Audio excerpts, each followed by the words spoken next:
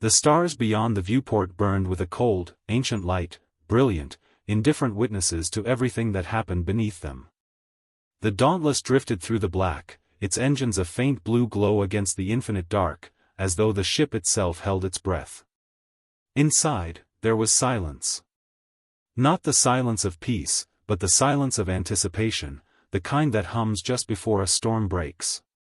Commander Jace Morin leaned against the edge of the console, staring at the cryptic data stream scrolling across the holoscreen. The signal had come in just 3 hours ago, narrowband, repeating, deliberate. Not random static. Not natural background noise. A message. Are we still sure it's not a trap? Lieutenant Zara Kellen asked from the ops station.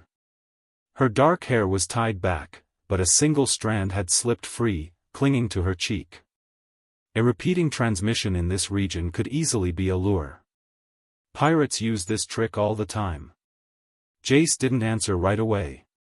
His gaze stayed fixed on the lines of alien symbols. They weren't words, not in the traditional sense, but an arrangement of characters that shifted in rhythm like breathing, pulsing across the screen with impossible precision. "It's not a lure," Dr. Elias Rain said from the science console, his voice quiet, almost reverent. He pushed his glasses back up his nose, as though that might bring the incomprehensible symbols into focus. "It's beautiful. Whoever sent this wasn't trying to trap us. They were begging us to look." Zara frowned. Begging us to look at what? Elias's fingers danced across the interface, translating what he could, projecting the alien glyphs into three-dimensional space. The holo spun slowly between them, curves, spirals, angles that seemed to twist reality around them as they shifted. "It's mathematics," Elias said at last. "At least, it starts as mathematics. Prime sequences, universal constants, nothing unique to any single species." But then, he hesitated, staring into the glowing construct as though it were staring back. "Then it becomes something else." Jace finally spoke, his voice low. "Something else like what?" Elias turned to face him. For a man who had lectured at half the great universities of the Sol Confederation, his face was pale with something very close to fear.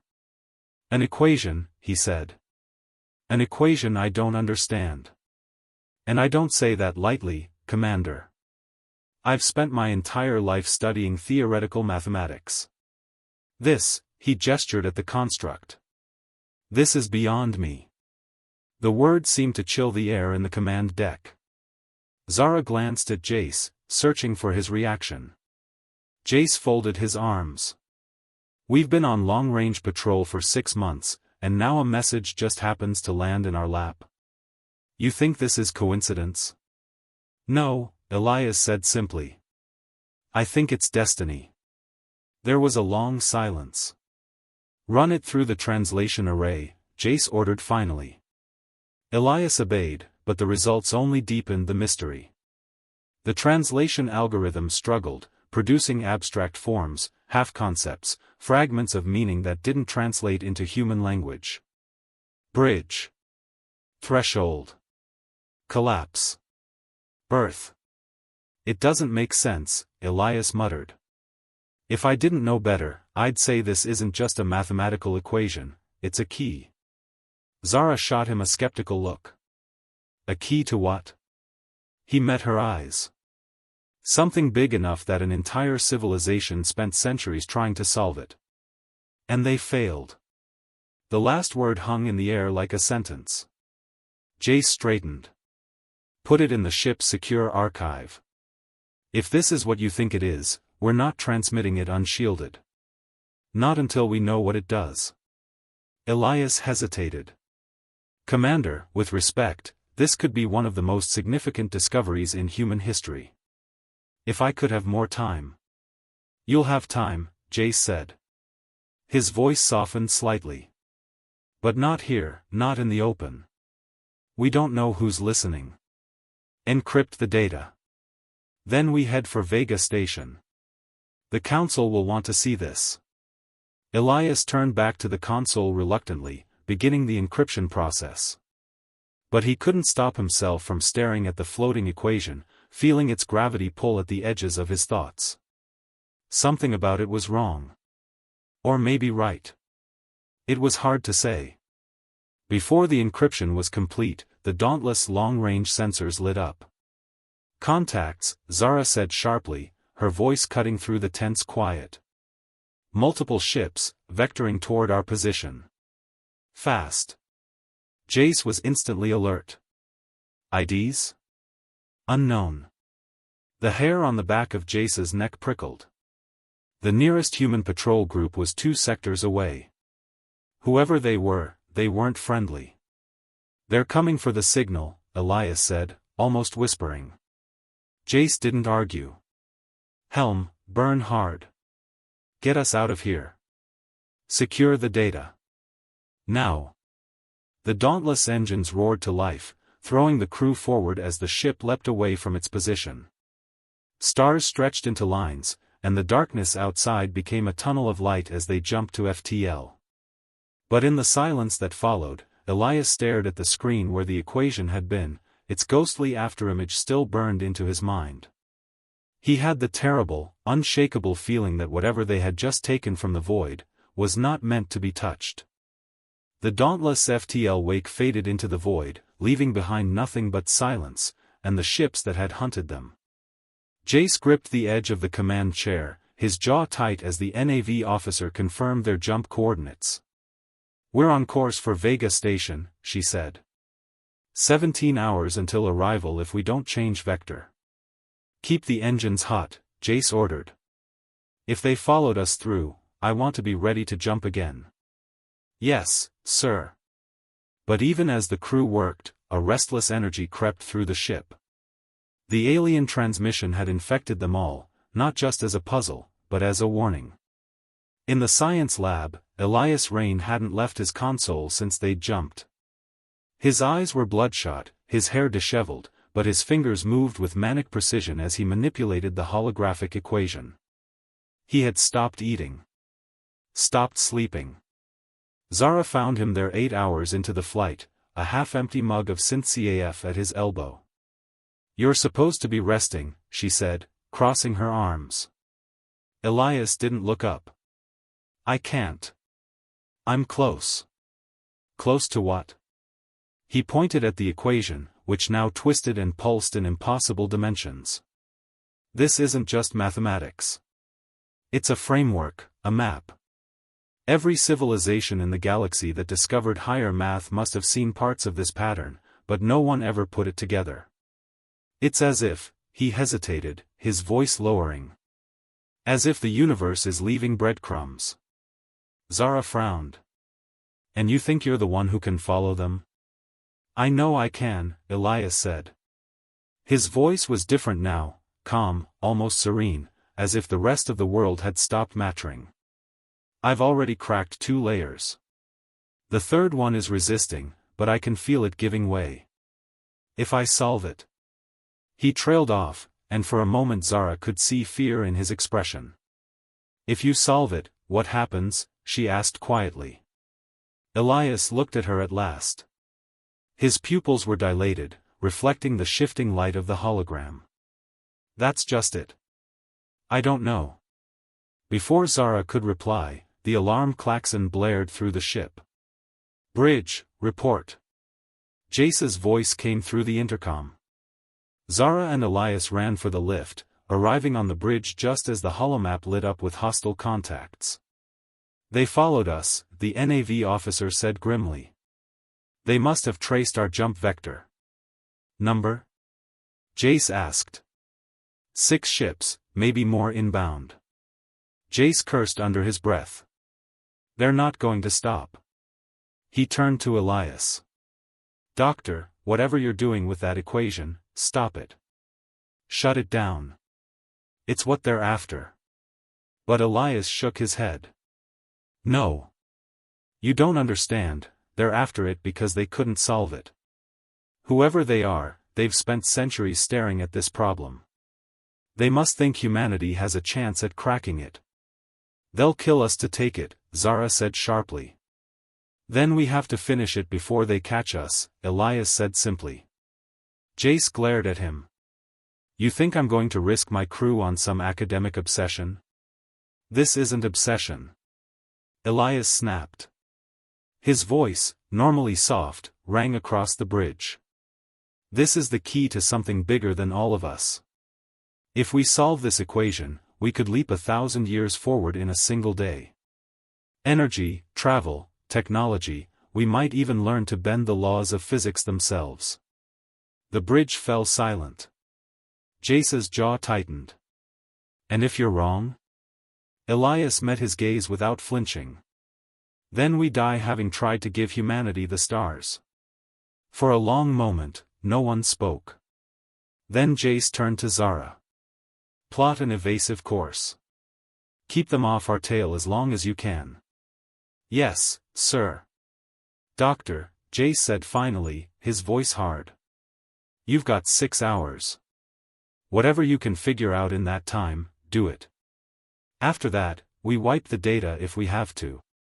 Elias nodded, already half-turned toward the lift.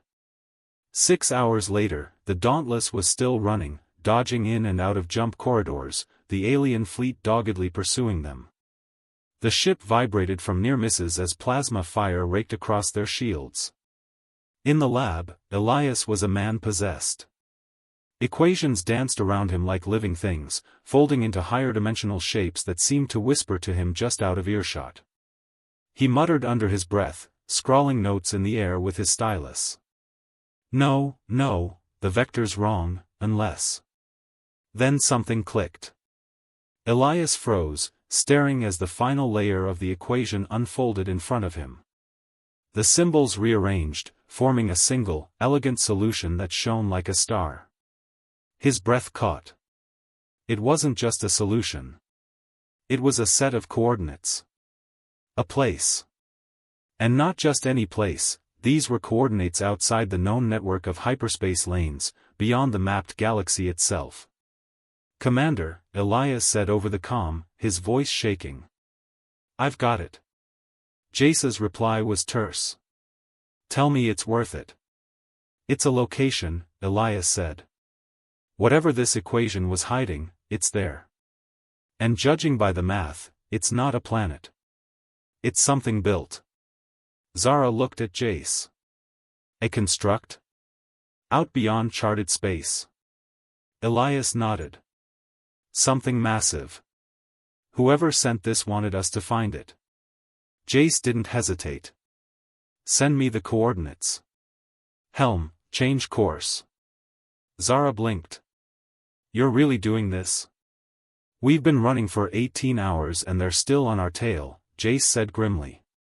If there's something out there that can explain why they want this so badly, I want it in our hands before they get it back. The Dauntless jumped again, this time on a vector no human ship had ever taken. Behind them, the alien ships followed. Elias stood in the observation bay as they exited FTL.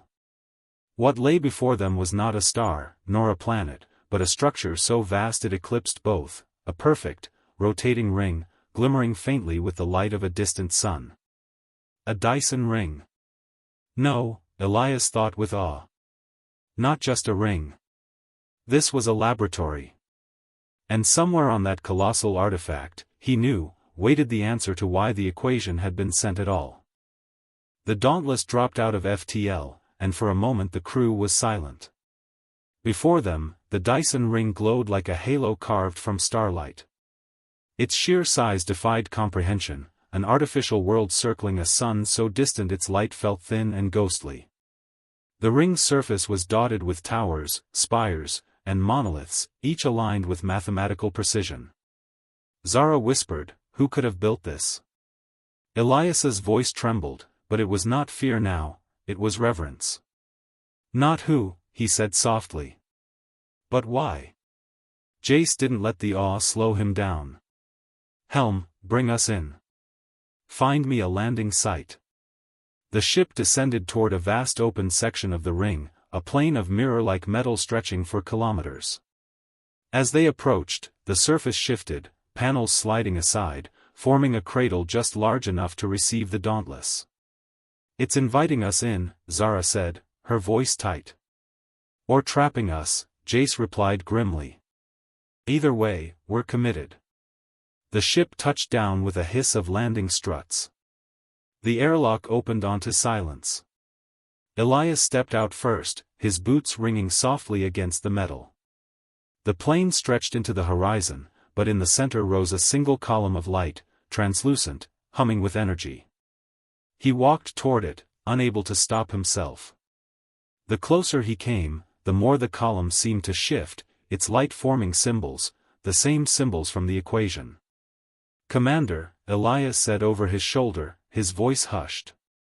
"It's a terminal. Or a translator. Can you interface with it?" Jace asked. Elias nodded. "I think it's waiting for me." He placed his hand against the column. At once, the symbols flared, racing up the surface. A pulse of light swept across the plane, and suddenly the entire horizon shifted, towering constructs rising out of the ground like titans waking from a long sleep. Zara's hand went to her weapon. "What did you just wake up?" Elias didn't answer. His mind was not on the towers. The column was feeding him information, raw, incomprehensible data that bypassed language and streamed straight into thought. He saw it all at once. The equation wasn't just math. It was an invitation. The builders of this ring had solved the problem of energy itself, tapping directly into the fabric of spacetime, drawing infinite power from the quantum foam of the universe. They had encoded their solution into this place, leaving it for those capable of understanding.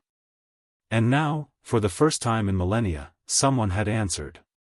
"Elias," Jace said sharply. "Talk to me. What are we looking at?" Elias turned to him slowly, his face pale with awe. "A gift," he said. "Limitless energy. Clean. Endless. Enough to power a civilization until the stars burn out. Enough to end scarcity forever." Before Jace could reply, Zara's voice cut in over comms, "Incoming contacts. They found us." From orbit, the alien ships descended, their drives glowing as they broke formation and lined up for an attack run. "Commander," the tactical officer barked, "we can't outfight that many." Jace's mind raced. "Elias, can you use this thing? Anything that can shield us?" Elias looked back at the column. "Maybe. But it's not a weapon. It's a generator. If I activate it fully, the energy release might change things." "Change things how?" Jace demanded. "I don't know." Elias shouted. "This technology bends the laws of physics. It could shield us, or it could tear open a hole in space big enough to swallow the whole system. I'd be guessing." The alien ships fired. The dauntless shields flared, the blast throwing dust and sparks across the plane. Jace made the decision. "Do it." Elias took a deep breath and plunged his hand back into the column. The ring responded instantly. The ground beneath them trembled as power surged through circuits older than human civilization. Light blazed across the horizon, forming concentric patterns that stretched for hundreds of kilometers. Above, the alien ships faltered. Their weapons dimmed, their drives sputtered as if something had reached into the very equations that powered them and rewrote them. "Commander," Zara breathed, "they're dead in the water." The column's light flared one last time, then softened, its hum settling into a steady thrum. Elias staggered back, his chest heaving. "It's done. The ring recognized us, it's synced to human biometrics now. We are its custodians." The alien ships, powerless, began to drift. A message came through the comms, translated into a language they could understand. It was not a threat. It was a plea. The alien surrendered. Hours later, as the Dauntless prepared to depart, Jace stood with Elias at the edge of the landing plane. "So it's ours now?" Jace asked quietly. "No," Elias said. "It's everyone's. The builders meant for this to be shared. They failed because they couldn't work together. But we can choose differently. He looked out at the horizon, where the alien ships were being repaired under human guidance, their crews working alongside the dauntless engineers. This was never about one species solving an equation, Elias said softly. It was about proving we were ready. That someone was ready. Jace nodded slowly. And are we? Elias smiled faintly, the first true smile in days. I think we just proved it. As the Dauntless lifted off, the ring's surface glowed faintly behind them, no longer dormant, but alive, humming with limitless potential. Humanity had been handed the keys to the stars. And for the first time in history, the galaxy seemed just a little less cold.